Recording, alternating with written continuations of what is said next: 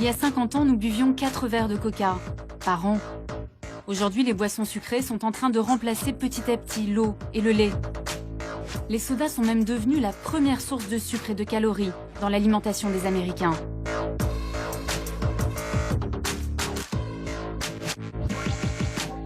Il y a quelques mois, l'un des plus grands spécialistes de l'obésité a alerté l'opinion mondiale. Selon le docteur Lustig, le sucre qu'on aime tant dans les sodas est tout simplement un poison. Est-ce que vous pouvez me montrer l'équivalent de sucre qu'il y a dans cette canette? Est-ce qu'on peut voir combien ça fait? Cette canette contient 39 grammes de sucre. Une cuillère à café, c'est 4 grammes. Donc en gros, elle contient 2, 3, 4,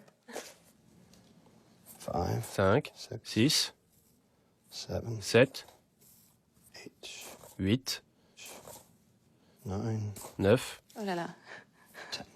et 10. Ça, c'est la quantité de sucre contenue dans cette canette. Donc quand je bois ça, j'ingurgite en fait cette quantité de sucre. Exactement. Aucune différence. Ok. Absolument. La raison pour laquelle les gens ne parviennent pas à arrêter de consommer ces boissons, c'est parce que le sucre a un impact sur une partie précise du cerveau. Et ça devient difficile d'arrêter. C'est pour ça que nous avons des enfants et des adultes qui ont une vraie dépendance au sucre. Ça affecte le mécanisme de la récompense. La même zone que la nicotine, la cocaïne, les amphétamines, l'héroïne, la morphine. Ça provoque le même effet. Le besoin augmente en permanence.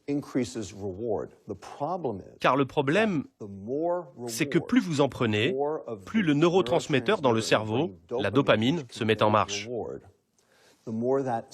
Et plus le système a besoin de doses importantes pour provoquer le même effet la fois d'après.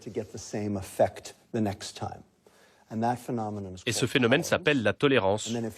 Quand vous arrêtez de consommer, vous avez des symptômes physiologiques. Et c'est la combinaison de tout ça qui fait que vous devenez dépendant. Aujourd'hui, on sait que le sucre fait exactement le même effet que toutes les autres drogues, en plus faible, bien sûr. Moi, je vois de plus en plus d'enfants, même très jeunes, boire du Coca-Cola. C'est quoi l'effet sur leur santé?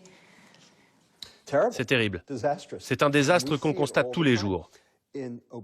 Dans les cliniques pour obèses, les gamins ont des taux de lipides identiques à ceux que l'on voit habituellement chez des patients de 65 ans.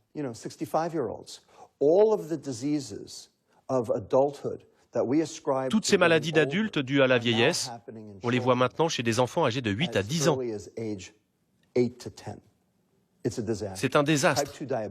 Le diabète de type 2, par exemple, est spécifiquement lié à la consommation de sucre, et on travaille là-dessus. Vous avez l'air très en colère contre cette industrie. Je soigne des enfants obèses. Je soigne des enfants qui vont mourir jeunes. Ils vont perdre 20 à 30 ans d'espérance de vie.